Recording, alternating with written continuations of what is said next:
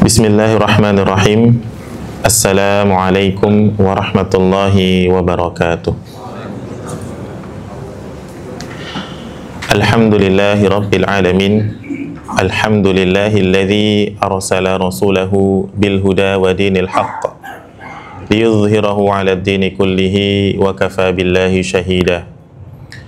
Asyhadu an la ilaha illallah wahdahu la syarika lah wa asyhadu anna Muhammadan abduhu wa rasuluhu la nabiyya wa la rasula ba'dah. Allahumma fassalli wa sallim wa barik ala nabiyyikal karim sayyidina wa maulana Muhammadin sallallahu alaihi wasallam wa ala alihi wa sahbihi ajma'in wa sallama tasliman katsira. Ya ayyuhalladzina amanu taqullaha wa qulu qawlan sadida yuslih lakum a'malakum wa yaghfir lakum dhunubakum wa may yuti'illaha wa rasulahu faqad faza fawzan 'azima. Rabbish shrah li sadri wa yassir li amri wahlul 'uqdatam min lisani yafqahu qawli. Amma ba'du. Ahibbai fillah yang kami hormati, yang kami cintai karena Allah. Hadirin wal hadirat jamaah salat zuhur Masjid Nur Rahman yang semoga senantiasa dalam penjagaan, perlindungan dan rahmat Allah Subhanahu wa taala. Alhamdulillah, pada siang hari ini kita bisa berkumpul di rumah Allah yang indah ini untuk melaksanakan salah satu wajibat kita. Semoga Allah menerima salat kita, zikir kita, dan menerima setiap amalan-amalan kebaikan kita. Dan mudah-mudahan segala aktivitas kita hari ini, dari bangun tidur sampai nanti tidur kembali, kita niatkan ikhlas lillahi ta'ala menjadi ibadah dan mendapatkan pahala serta ridhonya. Amin ya rabbal alamin. Hadirin wal hadirat sekalian, yang menjadikan seseorang manusia tinggi derajatnya di sisi Allah adalah ketakwaannya. Namun yang menyebabkan seseorang masuk ke dalam surga bukan karena semata-mata ibadahnya atau ketaatannya, melainkan karena rahmat Allah Subhanahu wa taala. Pernah Rasulullah Shallallahu alaihi wasallam bersabda, "Tidaklah seseorang di antara kalian dimasukkan ke dalam surga karena amalannya." Para sahabat bertanya, "Bagaimana dengan engkau Rasulullah?" Rasulullah pun menjawab, "Ya, begitu juga saya, kecuali Allah meliputiku dengan keutamaan serta rahmatnya." Ada seorang guru yang memberikan permisalan menarik tentang hadis ini. Dia bertanya kepada santrinya misalnya, "Berapa juz kamu sudah membaca Al-Quran hari ini, nak?" "Saya hari ini sudah baca 2 juz, Ustadz." "Nggak ngantuk?" "Ada ngantuknya." "Berarti mata kamu sudah bersyukur kepada Allah?" "Sudah, Ustadz, saya sudah bersyukur kepada Allah, saya bisa baca Al-Quran 2 juz." Dia merasa sudah taat kepada Allah dengan membaca Al-Quran. Kekuatannya membaca Al-Quran, duduknya yang lama di dalam majelis, suaranya yang lantang, menjadikan dia merasa sudah taat kepada Allah. Maka kemudian guru itu berkata kepada santrinya, "Bukankah suaramu itu rahmat dari Allah? Bukankah mata kamu yang masih bisa melihat itu rahmat dari Allah? Bukankah punggungmu yang masih bisa tegak di dalam majelis itu juga rahmat dari Allah? Maka sekiranya bukan dari rahmat Allah Subhanahu wa taala, tidak ada amal-amalmu itu." Jadi ketika seseorang bisa mengumpulkan banyak ketaatan dan pahala di sisi Allah, itu tidak lain dan tidak bukan tetap atas rahmat Allah Subhanahu wa ta'ala. Maka hadirin sekalian yang dirahmati Allah, penting bagi kita untuk mendekatkan diri dengan rahmat Allah. Dan Allah Subhanahu wa ta'ala memberikan kabar gembira kepada umatnya, kaum muslimin, khususnya umat Nabi Muhammad Sallallahu alaihi wasallam, bagaimana caranya supaya mendapatkan rahmat Allah. Allah berfirman di dalam surah Al-A'raf ayat 56, "Inna rahmatallah qaribum minal muhsinin." Sungguh Sesungguhnya rahmat Allah itu sangat dekat dengan orang-orang yang berbuat baik. Tinggal tugas kita adalah berbuat baik dengan segala fasilitas, atribut yang telah Allah berikan kepada kita. Laqad khalaqnal insan fi ahsani taqwim. Allah sudah menciptakan manusia dalam wujud paling indah, paling simetris. Ya. Paling baik keadaan fisiknya.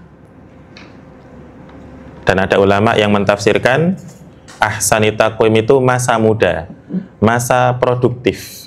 Summa radadnahu asfala safilin. Maka kemudian manusia nanti akan dikembalikan kepada kualitas yang lebih rendah, ya, yaitu masa tua, masa pikun, masa kehilangan memori dan kemampuan di masa mudanya. Illal ladzina amanu wa amilus shalihat, kecuali orang-orang yang beriman dan beramal saleh. Falahum ajrun ghairu mamnun, maka bagi mereka pahala yang tidak putus. Nah, disinilah wilayah yang kita bisa perjuangkan. Saat kita masih sehat, masih bugar, masih produktif, hendaknya kita memperbanyak amal-amal kebaikan supaya rahmat Allah diberikan kepada kita. Bisa juga difahami bahwa rajinnya seorang hamba di masa muda akan dinilai menjadi pahala yang tetap utuh di masa tuanya. Contoh, ada seorang anak, ya mungkin putra-putrinya Bapak Ibu sekalian, sudah rajin membaca Al-Quran sehari 5 lembar. Kemudian nanti ketika beranjak murahaqah, remaja, bisa membaca 1 juz misalnya. Istiqomah demikian sampai usia 40 tahun atau 45 tahun. Lalu datanglah masa tuanya, masa 50 atau 55 tahun, ketika penglihatan sudah mulai memudar, ya, suara sudah mulai serak, punggung harus banyak bersandar, sehingga dia hanya mampu membaca Al-Quran 3 lembar sehari. Ulama menafsirkan falahum ajrun ghairu mamnun, orang yang usianya 50 tahun ini tetap mendapatkan pahala ibadahnya saat masih muda, ketika dia masih rajin membaca 1 juz setiap hari. Atau orang yang senantiasa melaksanakan qiyamul lail, atau yang senantiasa bersedekah, atau yang senantiasa berbuat menolong orang lain. Maka kebaikan-kebaikan yang dikerjakan di masa produktif, ketika di masa tua sudah tidak mampu melakukannya, dia tetap mendapatkan pahalanya, meskipun sudah tidak melakukan amalannya. Ya, bisa dianggap misalnya ada seseorang dulu waktu muda bekerja 30 hari dalam sebulan, digaji karena pekerjaan 30 hari. Lalu di masa tua dia tetap mendapatkan upah bekerja 30 hari, padahal cuma bekerja 2 hari atau 3 hari dalam 1 bulan. Laqad khalaqnal insana fi ahsani taqwim summa radadnahu asfala safilin illal ladzina amanu wa amilus shalihat falahum ajrun ghairu mamnun. Hadirin sekalian yang kami muliakan, dan di antara perkara yang paling banyak memasukkan seorang hamba ke dalam surga, tentunya dengan rahmat Allah, adalah usahanya di dalam takwa dan akhlakul karimah. Iman dan amal soleh itu masuk dalam kategori takwa, mengerjakan perintah Allah dan meninggalkan larangannya. Aspek kedua yang menjadikan seseorang masuk surga adalah akhlakul karimah, budi pekerti yang baik. Dan sudah ada sosok manusia yang sempurna di dalam hal akhlakul karimah, yaitu pada diri Nabi Muhammad sallallahu alaihi wasallam. Allah memuji beliau, bukan manusia. Allah yang memuji Nabi Muhammad sallallahu alaihi wasallam. Wa innaka la'ala khuluqin azim. Dan engkau wahai Muhammad sungguh benar-benar berbudi pekerti yang agung. Ketika Sayyidah Aisyah radhiyallahu anha ditanya seperti apa akhlak Rasulullah, beliau menjawab, Rasulullah itu akhlaknya adalah Al-Quran. Jadi seakan-akan Al-Quran itu diwujudkan dalam sosok Nabi Muhammad Sallallahu Alaihi Wasallam. Jika ingin melihat Al-Quran, lihatlah Rasulullah Sallallahu Alaihi Wasallam. Apakah kita bisa menjadi sosok seperti Rasulullah? Tentu tidak mungkin. Tetapi kita bisa mengikuti jejak-jejaknya, mengikuti langkah-langkahnya, mengikuti sunnah-sunnahnya. Sebagaimana yang dikerjakan oleh salah seorang sahabat Rasul yang bernama Abdullah bin Mas'ud radhiyallahu anhu, seorang sahabat junior yang bacaan Al-Qur'annya segar seperti baru diturunkan. Rasulullah pernah bilang, siapa yang ingin mendengar bacaan Al-Quran yang segar, maka dengarkanlah bacaan Abdullah bin Mas'ud. Di suatu malam ketika dia tahajud, anak remaja ini membaca doa di tengah-tengah salatnya, Allahumma inni as'aluka imanan la yartad, wa na'iman la yanfad, wa murafaqata nabiyyika Muhammadin sallallahu alaihi wasallam fi a'la jannatil khuld. Ya Allah, aku memohon kepadamu iman yang tidak pernah kembali kepada kekufuran, iman yang istiqomah. Aku memohon kepadamu nikmat yang tidak pernah sirna, yaitu surgamu. Dan aku memohon menjadi teman dekat nabimu di tempat tertinggi di surga yang kekal. Tidak akan ada orang yang bisa menjadi seperti Nabi Muhammad, tetapi mengikuti jejaknya adalah sesuatu yang sangat mungkin. Berarti setiap kita memiliki potensi untuk memiliki akhlak yang baik. Lalu seperti apa akhlakul karimah itu? Hadirin yang kami muliakan, hafidhakumullah ta'ala, ada sebuah buku yang ditulis oleh Syekh Muhammad Syakir bin Ahmad Al-Misri, ya, seorang ulama dari Mesir, yang berjudul Wasayal Aba lil Abna, nasihat ayah untuk putra-putrinya, untuk anak-anaknya. Buku ini bisa didapatkan di marketplace banyak, hadirin sekalian. Bapak Ibu bisa cari. Dan buku itu cocok untuk, pertama, untuk para ayah yang sekarang masih menemani tumbuh kembang putra-putrinya. Kadang-kadang kita para ayah itu agak bingung mau nasihatin apa kepada anak-anak kita. Nah, ini kita bisa mengambil pelajaran dari buku Wasoya tersebut. Kemudian buku ini juga cocok untuk kita sebagai seorang anak yang mungkin merindukan almarhum ayah kita dulu sering memberikan nasihat atau petuah, memberikan bimbingan, memberikan konseling. Kita bisa mengecek di buku Wasayal Aba lil Abna. Kita akan merasakan kembali, wah ternyata betul nasihat bapak saya dulu untuk jujur, untuk sabar, untuk tekun, untuk mandiri, dan lain-lain. Nah, di dalam buku Wasoya tersebut, Syekh Muhammad Syakir bin Ahmad rahimahullah ta'ala secara umum menyebut bahwa akhlakul karimah ada pada 3 hal. Yang pertama, menjaga adab atau SOP. Ya, ini nomor 1. Yang kedua, menjaga lisan dari ucapan yang keji. Jangan sampai lisan ini mengucapkan kalimat yang keji, yang tercela. Kemudian yang ketiga, lembut dalam bergaul, baik kepada diri sendiri maupun kepada orang lain. Akhlakul karimah pondasinya 3 ini. Yang pertama tadi, menjaga adab atau SOP dalam segala hal. Naik kendaraan bermotor, roda 2, harus pakai helm, misalnya. Membawa surat-surat, SIM dan STNK, dan seterusnya, dan seterusnya. Adab makan, adab minum, adab bertamu, dan adab-adab yang lain. Kemudian menjaga lisan dan lemah lembut dalam bergaul. Secara rinci, ini yang menarik, di kitab Wasoya tersebut, saya menangkap dari buku Wasoya itu, akhlakul karimah itu seperti pohon. Seperti sebuah pohon yang lengkap dari akar sampai buahnya. Kita permisalkan, ini ada sebuah media, di mana pohon itu harus ditanam di atas sebuah media. Bisa tanah, bisa air. Ya, kalau air hidroponik, kalau tanah ya berarti ya defaultnya begitu. Tanaman memang tumbuh di atas tanah. Nah, seseorang yang sudah bertakwa kepada Allah, mencintai Rasulullah SAW, dan berbakti kepada kedua orang tuanya, berarti dia sudah memiliki media untuk menanam pohon akhlaknya. Bibit yang dia butuhkan untuk memiliki akhlak yang mulia adalah kejujuran.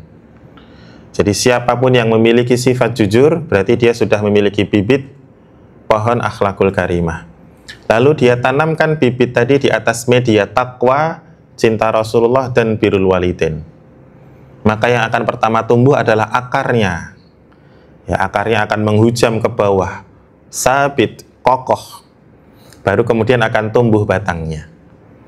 Orang yang jujur akan tumbuh sifat amanah. Ya. Setelah akar itu tumbuh ke dalam, maka akan tumbuh batang amanah yang besar, yang kokoh, yang kuat. Orang jujur biasanya amanah. Nah, dari batang amanah ini akan muncul cabang. Ya. Cabang ini disebut dengan iffah, atau kemampuan usaha seseorang menjaga dirinya, wabil khusus menjaga perutnya, jangan sampai masuk perkara-perkara yang haram atau didapatkan dengan cara yang haram.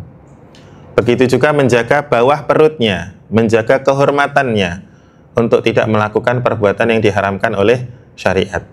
Nauzubillah, tidak melakukan perzinahan, tidak melakukan perbuatan homoseksual, LGBTQ dan lain-lain sebagainya yang dicela oleh syariat kita. Nah, cabang itu disebut dengan iffah, kontrol diri, kemampuan menahan diri supaya tidak tersentuh perkara yang haram. Dari cabang ini akan muncul ranting-ranting. Rantingnya ini ada 3, Bapak Ibu. Kita menyebutnya dengan kehormatan diri, marwah dan kemuliaan diri. Ya, ada marwah, ada izzah, ada syahamah. Ya, intinya kemuliaan diri seseorang. Kita masing-masing memiliki kehormatan diri, tidak ingin dilecehkan, tidak ingin direndahkan, punya kepercayaan diri untuk menerima tantangan dan seterusnya. Dari ranting ini akan muncul daun-daun yang rimbun, yang menjadikan pohon akhlakul karimah itu rimbun. Ya, ini adalah ibadah yang muncul dari sifat-sifat tadi. Ada khauf, takut kepada Allah, roja, berharapnya hanya kepada Allah Subhanahu wa Ta'ala dalam setiap aktivitas, ada syukur terhadap segala nikmat, sabar terhadap ujian. Nah, itu daunnya. Yang paling kita nantikan dari pohon akhlakul karimah ini adalah buahnya. Setiap orang yang berakhlakul karimah nampak pada 3 perilaku. Yang pertama, mandiri, ya, kemandirian, berdikari, berdiri di atas kaki sendiri. Kalau anak-anak usia 8 tahun itu sudah mulai diajarkan mencari uang misalnya, berniaga, berdagang, sehingga dia punya pondasi untuk menjalani kehidupan ketika remaja dan dewasa, tentunya dengan bimbingan orang tua. Yang kedua, zuhud, tidak cinta dunia. Bukan berarti tidak memiliki kekayaan, bukan, tetapi kekayaannya digunakan dalam rangka ketaatan kepada Allah Subhanahu wa Ta'ala. Ini buah yang kedua. Dan yang ketiga, tawakal. Ya, orang yang akhlaknya baik bisa terlihat dalam 3 hal itu. Ya, dia mandiri, ya, senang berjuang, ya, suka bekerja keras. Yang kedua, zuhud, hartanya digunakan dalam ketaatan kepada Allah untuk bersedekah, untuk haji, untuk umrah, memakmurkan masjid. Tentunya setelah kewajiban-kewajiban yang paling pokok, menafkahi istrinya, putra-putrinya, sanak famili dan kerabatnya, memuliakan kedua orang tuanya. Nah, ini orang zuhud. Hartanya banyak, tapi semuanya untuk kebaikan. Dan tawakal, ya, dia SOP kerjakan dengan sebaik-baiknya, tetapi hatinya pasrah hanya kepada Allah Subhanahu wa Ta'ala. Inilah pohon akhlakul karimah. Dan masing-masing kita, alhamdulillah, sudah memiliki hal tersebut. Tinggal kita merawatnya supaya pohon ini semakin besar, semakin banyak buahnya, semakin banyak memberikan keteduhan untuk orang lain. Maka pohon ini perlu dirawat, dijaga, jangan sampai terkena penyakit atau hama. Dan yang paling merusak akhlak seseorang ada 6 perkara, Bapak Ibu. Yang pertama, ghibah, ya, membicarakan aib orang lain. Namimah, adu domba. Kemudian iri dan dengki. Ini mirip-mirip. Kalau iri itu tidak rela dengan pembagian Allah. Kok dia dapat lebih baik daripada saya ya? Tidak rela. Bukan evaluasi, tapi tidak rela. Betul-betul tidak rela dengan keputusan Allah. Kalau dengki, dia menyimpan rencana jahat, ya, untuk mencelakai orang yang dia iri kepadanya. Kemudian ada sombong, ya, menolak kebenaran dan meremehkan manusia. Kemudian yang terakhir, lalai. Ya, sudah enak, lupa beribadah, lupa berzikir, lupa beramal soleh. Nah, ini penyakit yang bisa merusak akhlakul karimah. Jika ada penyakitnya, maka ada penawarnya. Ya, pohon akhlakul karimah itu bisa dirawat, bisa dibikin menjadi lebih subur, tentu dengan disirami dengan tekun dan diberikan pupuk yang tepat. Syekh Muhammad Syakir bin Ahmad rahimahullah ta'ala menyebutkan, di antara hal-hal yang dapat menjadikan akhlak kita semakin baik, itu ada 3. Pupuknya ada 3. Yang pertama, pemahaman terhadap halal dan haram. Yang kedua, ilmu bahasa Arab. Ya, minimal kita faham bacaan salat kita. Kemudian yang ketiga, ilmu logika, ya matematika, fisika, kemudian ilmu akuntansi misalnya, ilmu mantik, ilmu usul fikih, dan lain-lain. Nah, pemahaman terhadap 3 hal ilmu ini akan menambah kualitas akhlak kita, karena kita akan jadi lebih berhati-hati. Dan tak lupa, akhlak itu harus disiram. Dan siraman terbaik untuk akhlak kita adalah Al-Quran. Syekh Muhammad Syakir bin Ahmad rahimahullah ta'ala menyebutkan, wahai anak-anakku, ya ayyuhal walad, ya bunayya, aksiru min muhafadzati wa mudarasatil Quran. Wahai putra-putriku, ya di dalam kitab tersebut beliau memberikan nasihat, perbanyaklah muhafadzah, menghafal Al-Quran, wa mudarasatil Al-Quran, dan mudarasah Al-Quran. Ini ada 2 perbedaan. Muhafadzah Al-Quran itu menghafal. Aktivitasnya cuma 2, menyetorkan hafalan baru dan memurojaah hafalan yang lama. Menghafal Al-Quran hukumnya sunnah, tidak sampai wajib Bapak Ibu. Tetapi barang siapa yang memiliki hafalan Al-Quran, itu menjadi tabungan keberkahan di masa depan, baik di dunia maupun akhirat. Ya, orang yang punya hafalan Al-Quran itu di akhirat derajat di surga tinggi. Dia punya hafalan berapa, dia disuruh baca. Naik setiap 1 ayat dia naik 1 derajat, naik 1 derajat di surga sampai ayat terakhir yang dia ingat. Adapun di dunia, kita perhatikan banyak anak-anak kita itu yang keberkahan hidupnya terjadi karena hafalan Al-Qur'annya. Ya, dijaga dari hal-hal yang haram, dijauhkan dari pergaulan yang buruk, mendapatkan pekerjaan yang sesuai dengan minat bakatnya. Itu diantara keberkahan dari menghafal Al-Quran. Tetapi yang wajib bagi kita adalah mudarosah, mudarasatul Al-Quran, mempelajari Al-Quran. Dan di dalam kitab Wasayal Aba tersebut, Syekh Muhammad Syakir menyebutkan ada 6 aktivitas di dalam mudarasah Al-Quran, dan ini akan menjadikan akhlak kita semakin baik setiap harinya. Yang pertama adalah membaca Al-Quran itu sendiri. Ya, membaca sebagaimana kita membaca. Nah, kita niatkan ibadah. Misalnya, di sini kita contohkan membaca surat Al-Fatihah ayat 1 yang berbunyi Bismillahirrahmanirrahim. Sudah kita baca. Maka aktivitas nomor 2 adalah membaca terjemahnya. Tentu yang nomor 1 harus dibaca dengan baik dan benar. Makanya ada kelas tahsin, ada kelas tajwid, itu supaya kita bisa mengucapkan setiap huruf dengan baik dan benar. Ini Bapak Ibu mungkin tahu ya bahwa ada huruf yang mirip-mirip. Misalnya sin, sa, dan sya. Kalau beda banget, itu biasanya makhrajnya beda-beda. Sin itu dari lidah, ujung lidah ketemu geraham bagian dalam. Kalau sya itu tengah lidah. Kalau sa itu lidah dengan gigi atas. Nah, ada satu tempat di dalam mulut kita itu bisa mengeluarkan 3 huruf yang sifatnya beda-beda. Misalnya huruf sin, zain, dan sod. Itu keluarnya dari tempat yang sama Bapak Ibu. Tapi setiap huruf punya sifat. Dan 3 huruf ini punya sifat yang beda-beda. Di kelas tajwid dan tahsin itu yang kita pelajari. Sehingga kita bisa membunyikan huruf itu dengan sesuai makhraj dan sifatnya. Ya, misalnya tadi sin, zain, dan sod itu tempatnya sama. Ini saya ceritakan keadaan di dalam rongga mulut kita semua. Ketika Bapak Ibu mengucapkan sin, itu ujung lidah menempel gigi geraham bagian dalam. Kemudian permukaan lidahnya tidak naik. Sa, keluar nafas. Dia kembar dengan zain, bedanya cuma 1. Sa keluar nafas, za tahan nafas. Sa, za. Nah, kalau kita paham ini, mengucapkan ayat wa idzan nufusu zuwijat, itu tidak salah. Setelah sin, zain. Setelah keluar nafas, tahan nafas. Wa idzan nufusu zuwijat. Ya. Kalau tidak paham makhrajnya, nanti zainnya berubah jadi jim. Wa idzan nufusu zuwijat. Maka aktivitas pertama membaca Al-Quran itu adalah membaca dengan benar huruf dan sifatnya. Ini bisa dilatih.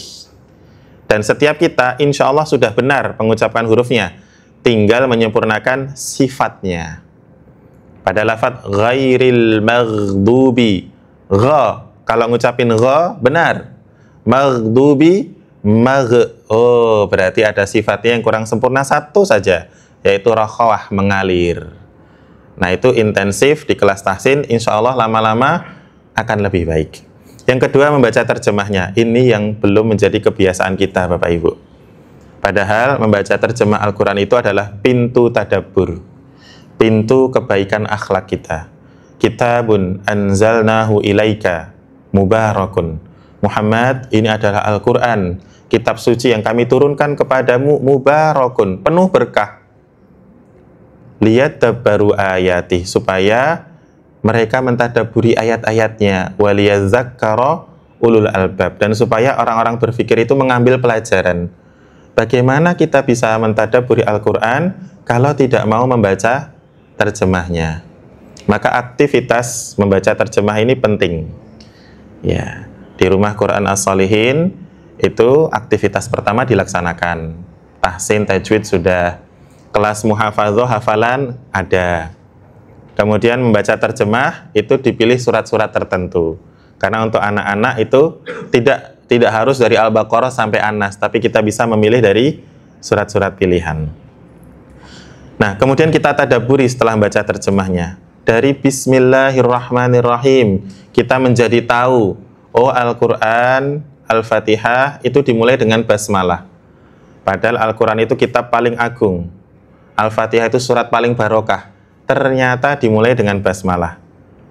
Sesuatu yang semegah itu dimulai dengan basmalah. Maka perkara-perkara lain yang biasa-biasa saja lebih perlu, lebih hajat kepada basmalah.